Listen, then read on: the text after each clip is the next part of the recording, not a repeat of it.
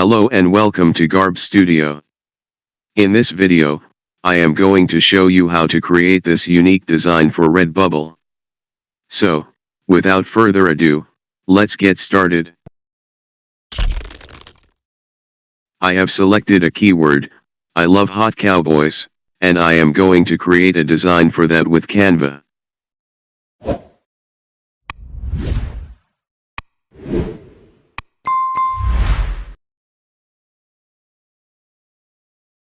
Let's log into Canva and click on the Create a Design button located in upper corner of right hand side. Select Custom Size, and give width as 4500 pixels and height as 5400 pixels. Now click on the Create New Design button and you will redirect to Designer Canvas. Using the tools and other elements I am going to create my design.